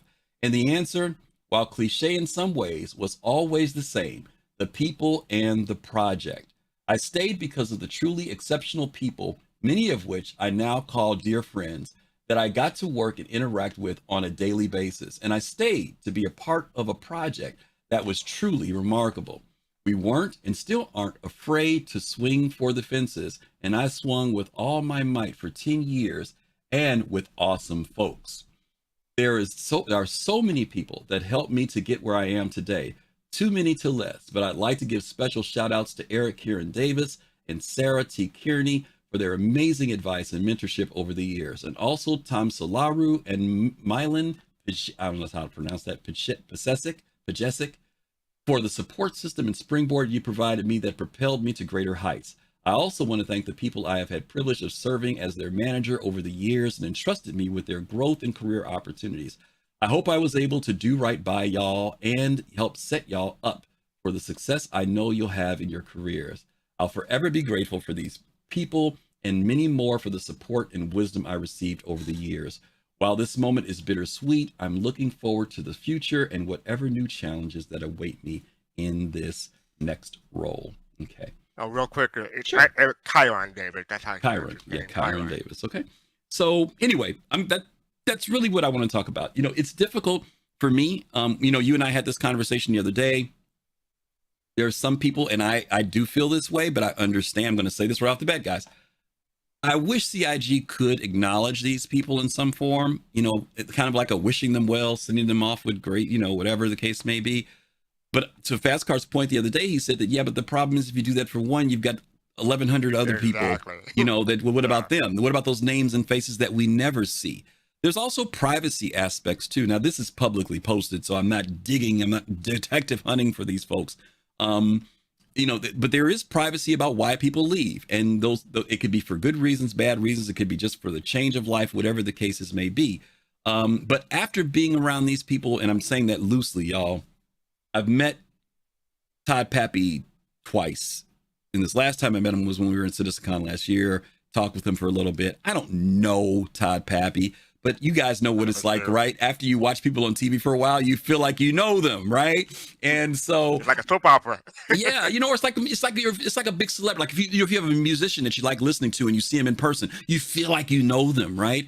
And we know in reality we don't have that, but there is this over the year bond that's there that I think our community is very unique and builds. And so I understand also why CIG may not put out something, why they may not say. But a lot of people will say, well, they should say something because it'll stifle the rumors and everything else. And, you know, it's a weird space to be in. You know what I mean, Fast Car? It's, you know, I can kind of see the pendulum going either way, but all we can do is wish them well and wish them the best for their future and the next chapter of their lives. And also wish ourselves well that these new talents and new people who are coming in will continue the vision of what's going on. When we've seen these leaves happen before, we didn't see anything dramatic change at CIG. There was no lack of this or falling off of this. The ship kept running, you know, and I think that's what's going to happen even in this particular case. So I'm going to give a shout out to Boss Lady. Say, yes, all your viewers sitting here know you, Griff. Yeah, we know you. What? Oh, really? All the viewers sitting here yes. So yeah, we feel we know you too. Yeah, okay. All right. Well, listen, I'm going to bring in Odie because here, if anybody else wants to come in real quick and comment about the departures here, Fast Car, I'm going to move you. Oh, no, you can stay here, Fast Car. I'll bring some folks in, but let me bring in Odie real quick. By the way, Vengeful, I heard you beep earlier. Thank you so much for that resub. We really appreciate you as always for being here, and thank you for the support. Odie, you there? Yes, Sam. Can you hear me? Yes, sir. Okay, so I mean, I don't really know what the issue is. People come in, they go all the time, or is it maybe because people don't like experiencing change? No, what I'm thinking it probably is. No, I think that let me give you one of the concerns with Todd Pappy in particular leaving. Okay. Todd Pappy's title and position was over the persistent universe. and he's been there for 10 years. Now, if you look at Todd Pappy, Pappy's been working in the industry for over 20 years. He started out in Atari back in the day. I think it was Atari, Midway Games, but he's done a lot, basically. Okay. I think that for some people, they say, well, wow, all the resources, because Squadron 42 is now in polish, they've said they've moved all the resources over to the persistent universe, which Todd Pappy was managing, and he was trying to manage as best he could, considering a lot of resources had been taken away and given to, there. So now they're all back, and they've given them to him, and now he's gone. And it's kind of like, you would think that maybe he'd be there, because now he's got all the things he needs to oversee the persistent universe, and now he's gone. I'm not saying that's going to stop anything or change anything. I'm just saying people are seeing that type of thing, and for them, it's kind of like, it's kind of weird. You think that this would be the time where Todd Pappy would shine because he's got all the resources he needs, and now he's gone, And so you can understand people's curiosity and saying, wow, okay, we're at this point now where they're going to focus on specifically what he was there to do, and now he's not there anymore, So anyway, I think that's all. I don't think anybody's raising any torches and pitchforks, But that's why I'm saying when I say hard to say goodbye, I'm saying it's even hard for me to say goodbye because I feel a certain way about these people because I've come to appreciate them, enjoy hearing them talk, hearing them share their excitement about the project. And, it's kind of like, kind of sad, and that aspect I get because, you never want to see somebody that, especially you have some type of rapport with or whatever, like leave, especially when they did such great things for you before you left, right? And to your point, this just happens in this industry. It's not an unusual thing, Not at all. I'm actually surprised, like, CIG actually has devs that have been there for a decade. Yeah, like the guy said, like the last guy I just read, he said people in this industry, people are gone all the time. You stuck around here for 10 years. That's unusual, And Griffin, I'm just going to say this real quick. That's one of the disadvantages of open development because you do get closer to the developers rather than a typical game. Yeah. So, yeah. I'm not saying that's a bad thing. I'm just saying, that's something we have to contend with. Yeah, it's true. Good point. And Odin. I just think that it's actually a really good thing that we get to see this, because CIG is growing, right? Because they're actually adding more people, even though some people are leaving. But, I mean, they're growing in number of developers, right? And that's a good thing, right? Now, is it sad that Todd left? And I remember, like, a lot of people, like you said, I'm trying to remember the one who was in charge of the director of characters.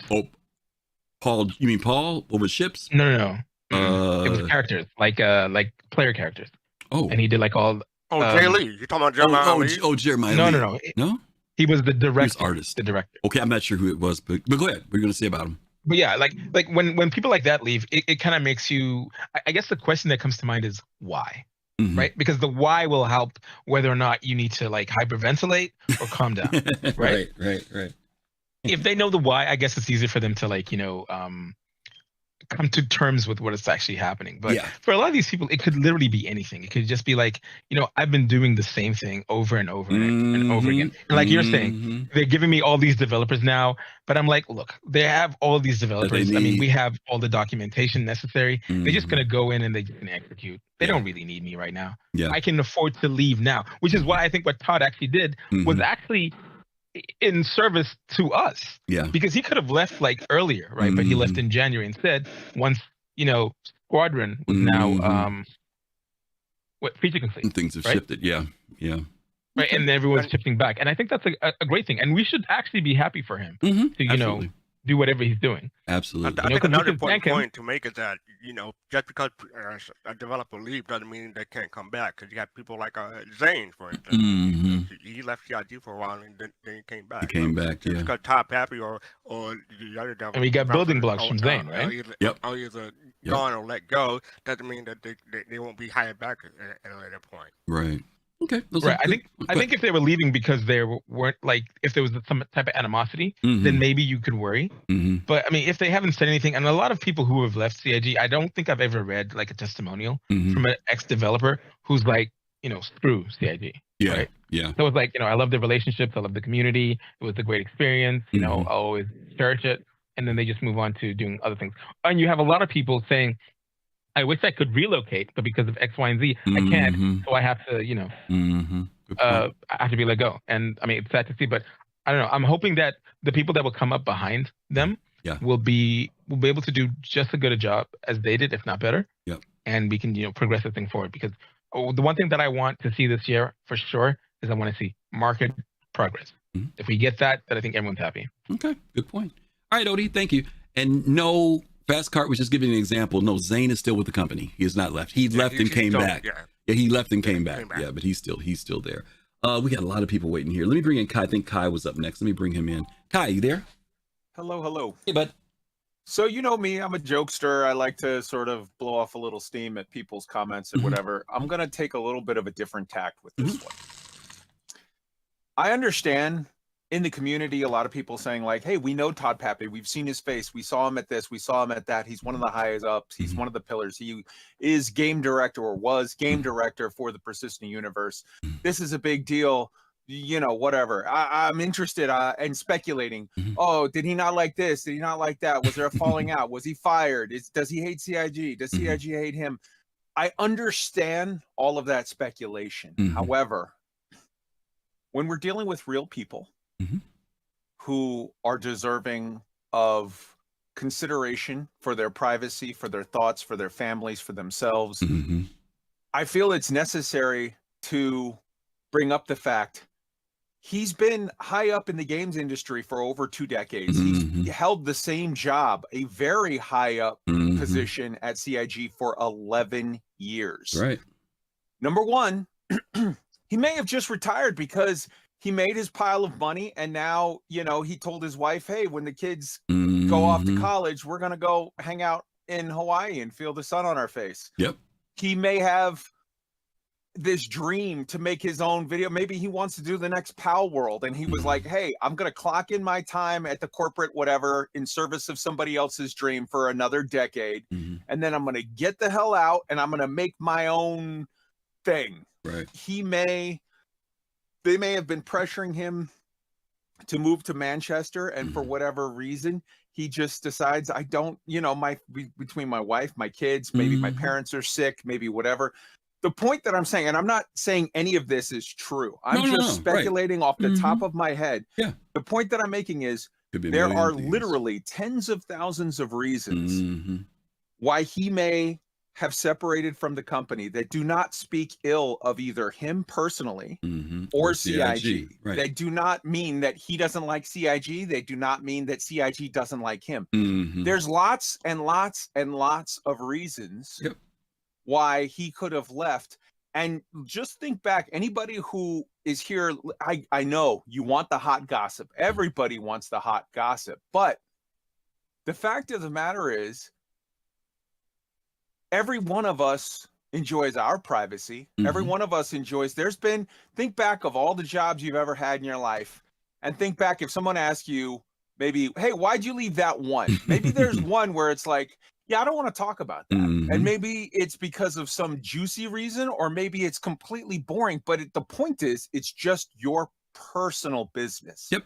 So while I'm not trying to like shit on anybody and say like, you guys are wrong for wanting to talk, I get it. If you're interested, you're interested. I'm not. I don't care. I do not care about any one of the employees at CIG. I care about the product as a whole, the project as a whole.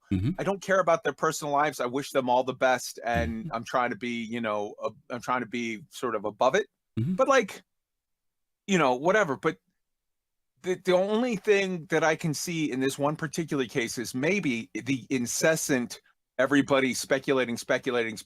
Just think, what if you put yourself in that guy's shoes, and what if he just doesn't want to talk about it? And maybe a year from now, he'll write a book. Right. Maybe a year from now, he'll be at some other company and he'll be doing an interview and he'll be saying like, yeah, I left that job because I had this dream of making my own AI space game or AI game where you're an orc in a dungeon and whatever. And maybe at that point, when he wants to and he's ready, he will talk about it. But I just feel like it also, we should keep in mind that people deserve their privacy. Yeah. And again, and that's why we highlighted that. We don't, for sure. Because I think your point is well made. What we're trying to do is say that this is not an unusual thing in the industry. And for some, I think that people think that because we've associated with these people, that as you mentioned, when they leave, the automatic assumption is something must be wrong, And the reality is, to your point, like I worked 30 years. there's a whole point where you get in some point like where you want to work the way you want to work. You know, the whole idea of working for someone else starts to become more and more distasteful, you know. And sometimes you will leave with some people and people have done this before. People will look at them and say, man, you had the cushiest job in the world, man. You were making X number of dollars. You actually left that job. And people are like, yeah, you know, I left, you know, they got what they needed from that particular position and they moved on. But to your point, Kai, we haven't even begun. I mean, we couldn't scratch the surface of all the reasons why anybody, and it doesn't have to be a Todd Pappy. As we mentioned earlier, there are people that leave CIG that we never even hear of. You know, you don't even know they left, you know, but because this happened, and I see certain parallels, right? This all happened in January at the beginning of the year, which to me says restructuring or contracts. I could be wrong, you know, but they've said they were going to do some restructuring, and that people have said they're trying to get some people that will be at the Manchester offices. Those are big reasons, big decisions to decide to say, am I literally, we're talking about a company that intends to be around for a long time. Am I really ready to move myself, even if I'm single, or my family, and change my entire life to move? You know, that's no small decision, even if you're getting paid well. Some people will be like, nah, my mom, like you said, my mom's here, I'm taking care of her, I can't move to Manchester. You know, my mom is 100 years old, I couldn't up and go, you know what I mean? So there are a million reasons. I think you bring out some really good points, and privacy definitely is something that we all have to respect no matter what. So thanks, Kai. And that 100% was not aimed at you, because I appreciate the way that you raised it as a point of like, hey, let's have the discussion. I think maybe to highlight exactly the point that I was making there. But there's a lot of people in my Discord, in the Black Sky Legion Discord, we had conversations going on about it, and a CIG community person popped in and was like, hey guys, it might not always be appropriate to even speculate on this stuff. And it's like, yeah, I get it. I get it. So I just wanted to raise the point of like, because people will run with something, you know, you all might be having a genuine conversation, but somebody hears something and thinks, oh, and the next thing you know, it starts a fire somewhere else. Absolutely. All right, buddy. All right, brother. Thank you much. Later. All right, let me hurry up and get some folks in here. Let me bring in the big Togi, and then we'll bring in Kusanagi, I think. Togi. What up? What up? All right, so, you know, everyone's speculating in one direction. I'm going to speculate in the other. All right, like, I don't think Todd Pappy retired. No, he didn't retire. Literally, you know, and I'm sorry, but layoffs are never the sign of a healthy company. Ever. All right. And like, you know, when you're saying that you think it's a sign of the times that the things that are connected, yeah, the fact that there's been 16,000 layoffs in the gaming industry in general. You know, and this is the problem with introducing people like this. And it's a problem that CIG has. When they have bad news, they don't share it. Well, first of all, I don't think that they're obligated to share it, and I would push back on your reason for layoffs. I think that in most cases, there are times when layoffs are horrible. The reason why I would say that it would be difficult for me to determine if it's bad or good is because they've been hiring at the same time. You don't continue hiring. Have they been? From what I've heard, they've removed pretty much everything from their went website. From within the last year. No, they had positions up. I just looked at positions like a couple weeks ago. They went from 870 employees a year ago with the acquisition that they did of Turbulent, which was another 200 and something people, and now they're approaching 1,200 people, and their goal is 1,500 people. So now it is unusual that usually you let go of people at the lower end than more people at the higher end, but you know, again, they were doing hiring. They weren't just doing firing. You know. Yeah, okay. I might have been mistaken. I just looked. I had heard that Squadron 42 is reached to complete, so maybe that's another reason for the restructuring and letting people go. Could be, but yeah, it could be. But again, that's not Todd's area. No. I'm not saying Todd specifically. Okay, I got you. Just in general. Yeah, but Togi's right in the sense of normally when you see it, it usually means a company has overextended themselves. There's something that they've done that they need to restructure in order, in many cases, to save a business, you know, or to not find themselves in the red at the end of the year. He's right about that. You know, I'm just saying in this particular case, they were still continuing to hire over the last year. But I don't know. Again, we don't know. I don't know. I don't know. But my thing was to highlight these people because they've been important to the community. They've contributed to the community. And by me reading some of the statements that these people posted, which they did not have to post, those posts were on LinkedIn, for them to spend the time to write and say, hey, I learned a lot there. The people there were great. I enjoyed it. I worked there. I stayed there because I enjoyed the work that I was doing. I want people to know, because there will be, the rumors will start, they already started, and I just want people to know that, hey, this is a norm in gaming. But Togi, you are right. The gaming industry has had a hard hit over this last 2 years, actually, of people losing their jobs. It has not been good for the gaming industry. It really hasn't been. So yeah. So I mean, my point is, this is this is far from sunshine and rainbows here. Yeah. Oh yeah. Yeah. Absolutely. Yeah. No matter what. But hopefully these people, again, the new chapter for them, and hopefully life will do very well for them. So thanks, buddy. Appreciate you dropping in. All right, let's bring in Admiral Kusanagi, then we'll bring in Pops, then we'll bring in Stunner, and then we're going to wrap it up. Yes, it's your turn. Your turn. Okay. I wanted to touch base, and there was some arguing going on in chat, but Caveman Crafting brought up the restructuring bit. Mm-hmm. And it kind of goes along with what Kai was saying, was that, they could have offered Pappy to go to like Manchester, and he didn't want to do that. Mm-hmm. So, but because you're taking all these groups, you're consolidating them. You don't need 5 people to do the same job as before. Mm-hmm. Like you might have, say, hey, we're going from 5 positions to 4 positions. We don't have a place for one person. Mm-hmm. And then also these positions, this group is being moved from Austin to Manchester, or from Manchester to Austin. So there's all these type of things that we really don't have a hands-on of what was going on. Mm-hmm.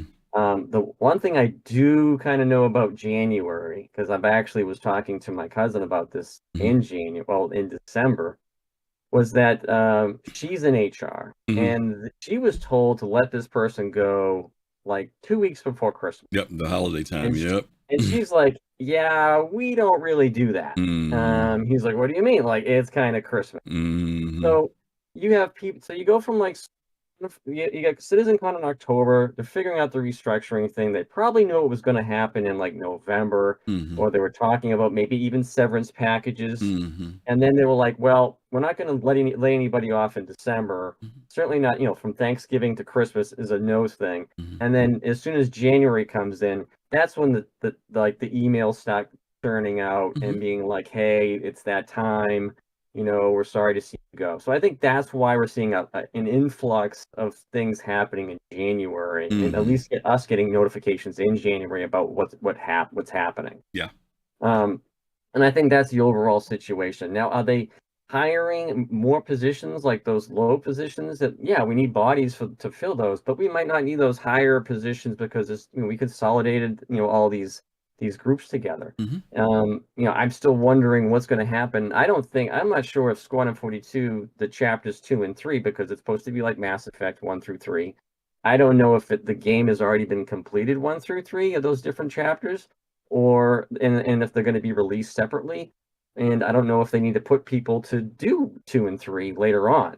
So that's something that we don't know about. But we do know that they're consolidating the groups to work on the PU, because the Squadron 42, at least for the first version, is done. And I think they've got too many bodies for those upper positions, medium and high level positions. Yeah, that could be. Okay. So that's what I think is going on. All right. Thanks, Admiral. Good thoughts there. There is something here that Daft Oil said. It just scrolled off my screen. And this is more from a business standpoint. It's not, because of anything personal. But Daft Oil said this. Hey, Daft, by the way, I meant to say hi. I saw you said hi earlier. He said goals reached, switching priorities, new skill sets needed. Sometimes it's as simple as that. Sometimes that feels a little cold-blooded, but from a business standpoint, fast cart, that just could be, the company's always evolving and changing, right? So that could be it too. Let's bring in Pops in space, and then we're going to bring in Stunner, and we're going to wrap it up. Pops, you there? Yes, I am. Yes, sir. Yeah, one of the things that for me is really hard to say goodbye to is a person, going to CitizenCon. Had a chance to meet with the devs. Their passion for this game. That's when those people leave, that is a hard thing to say goodbye to. In my opinion, talent people can build, a certain level But I mean, you do have some of those people that, that are just head and shoulders above the others. And, and the other thing that next to their passion is visionaries. Those people that come up with innovative ways in order to do things. And this really goes to the game. Because as you said many times, we've gotten features, we've gone down to planets, and that was not the original plan. So those people that came up with that, that spearheaded that, it's hard to say goodbye to those people. But yeah, I understand. Again, like you said, we do. It's like I said. I was very quick to admit. I'll give you guys a quick example. I'm a big Rush fan, right? And I got a chance to go to a book signing for Geddy Lee. And I remember going to this thing, and I'm standing in line. It was like a 4-hour line to go get your book signed, right? And I'm not normally starstruck by anybody. I've been around celebrities, and you know my background, Pop. So I've never been starstruck by anybody. Met zillions of folks. But when I met Geddy Lee to sign that book, when I got like 2 people away from him, I started freaking out, man. Now, but I realized I had been listening to Geddy Lee's music for 40-something years. And I know all these things about him and his music and what he likes and where he's, all these little weird bits of trivia that trickle into your head about these people. And then when you walk up to them, you have this weird feeling like you know them. And they will tell you, I don't know you from the man on the moon, but you do start to feel some type of connection. And in some ways, I'm speaking for myself, many of these people that I've watched over 10 years with this project, and Fastcard said it earlier, you start to feel, because they communicate, they articulate, and you begin to get trust, listening to them for information. And so they become the familiar faces. SCL comes on and you see them on the screen. You're like, ooh, Ty Pappy's on today, or ooh, Jake Ross is on today. You get to that point. And so it does, for me, feel a certain kind of way. And I get Kai's point. We do care about the company and the game, and we do want that to, and we also care about these people, that their well-being is in a good place, right? That they are continue to have good lives and successful lives. Sometimes people need to leave a place to have a good life. You really do. Sometimes you got to step away from something. It's like, I've been doing this a certain amount of time, and maybe all the energy I had and the excitement I had is starting to wear down, just because it's been 10 years. Not because I don't love the project or think it's possible, but just because I'm emotionally and mentally drained, and it is time to change the channel. And that's all it is. Doesn't have to be anything beyond that. So to your point, Pops, yes, I agree with you 100% with what you shared. All right, brother. Thank you. Last but not least, let's bring in the one and the only Stunner. Stunner, are you there? I am, sir. How are you? Okay, you get the last words of wisdom today. What you got? Well, just quick, and something for the future, not so much directed at these people here that we're talking about. I think everybody else covered it pretty well. The gaming industry is not my wheelhouse at all, but just, the companies I've worked for over my lifetime, I think it's an industry standard overall.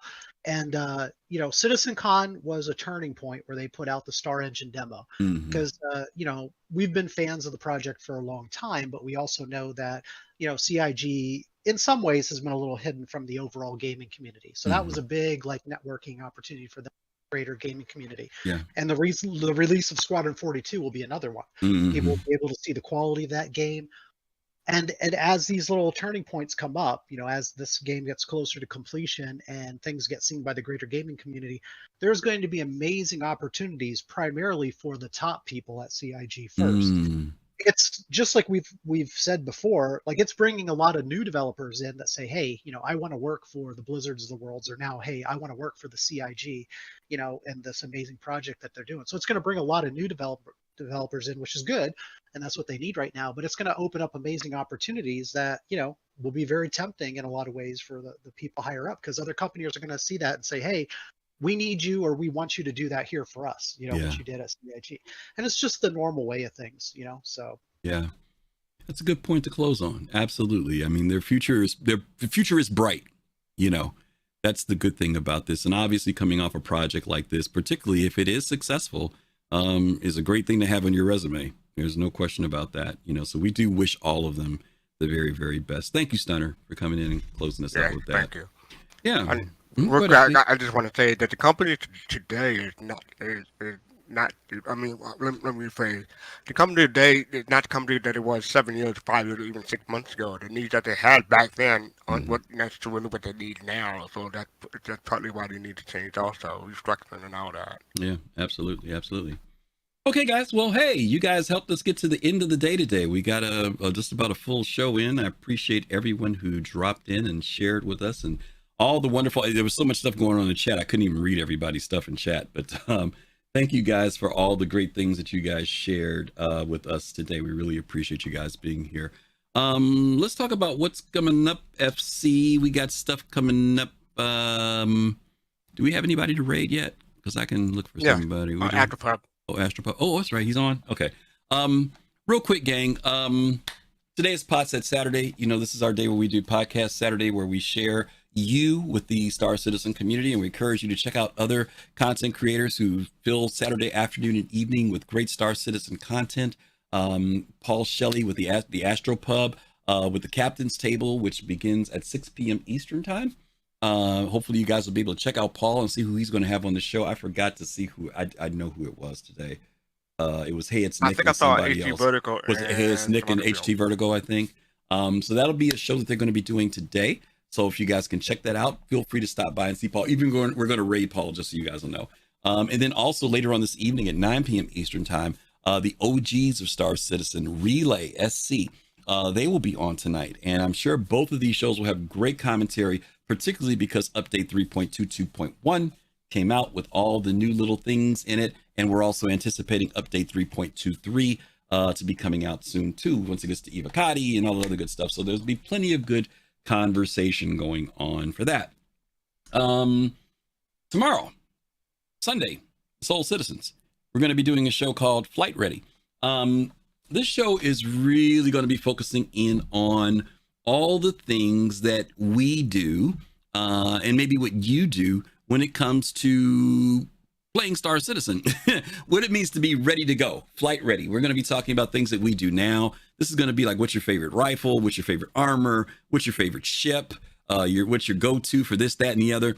But then we're also going to be talking about in the future, what are the things that we need to be thinking about to prepare to do when we play Star Citizen? I think even our conversation earlier, Fast Card, about master modes and escorting and things like that, they're going to be things that we as players are going to have to be thinking about and preparing if we want to be able to maximize our time in the Star Citizen universe in the best way possible. So that's going to be our show tomorrow, Flight Ready, tomorrow evening, 8 p.m. Eastern time. Hopefully you guys will be able to join us for that. We would love to have you. And of course, we'd also love to hear what you guys do and think when it comes to preparing for the future of playing Star Citizen, both now and later. I shouldn't say the future, now and later. One more thing that I don't have up right now is, I don't know if I have the thing. Let me see if I have it over here, Fast Card. Why don't you talk about what's coming up the week after that while I look? I can talk about Soul Talk. Well, you can talk about Soul Talk if you want to. Go ahead.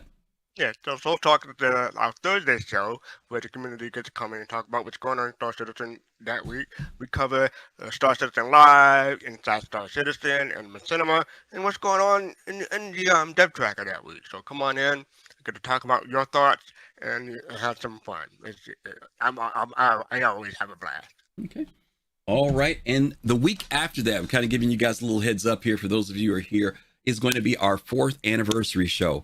That's going to be on March the 3rd, where we're going to be celebrating going into our 4th year. It's been 4 years. We started this in 2019, right? 2020, 2019? 2020. All right, 2020. So we're going into our 4th year. Right. So you guys will be able to join us for that particular show. Really, really looking forward to being able to share some things with you guys about that show. But it's going to be some good stuff. We're going to be doing some great giveaways. I think we're doing we got at 10 giveaways now. I think we're at now. So like every 10 or 15 minutes, we're going to be doing giveaways. So, we're telling you guys this now because you guys are here, and we want to make sure that the people who've been faithfully supporting us, religiously, faithfully, being here with us, we want to make sure you guys are the ones that get to take advantage of those giveaways more than the folks who happen to come because they see we're doing giveaways that Sunday. So hopefully you guys will be able to join us for that. That's going to be on Sunday, March the 4th, which is just not that far away. But again, don't forget, tomorrow, our show Flight Ready, 8 p.m. Eastern Time with the Soul Citizens. And I think that's all we got. March 3rd. March 3rd. What did I say? March what, 4th? What did I say? 3rd. What did I say? March 4th. Oh, March 3rd. Okay, March 3rd. Sorry. March 3rd. Yeah. Sunday, March 3rd. Okay. That's it. All right. We are going to set you guys up to go see our good friend Paul Shelley, the Astro Pub. Hopefully I got this link set up right. There we go. We do. And I just want to say it's so hard to say goodbye. Oh, don't sing. Don't sing. Don't. Yeah. Okay. God, he's spinning in his grave right now after singing a song like that. Anyway, we appreciate you guys being here as always. Stay safe. Take care of yourself. Stay healthy. And as always, peace, love, and soul. See you guys later. Take care. Have a great weekend. Ciao.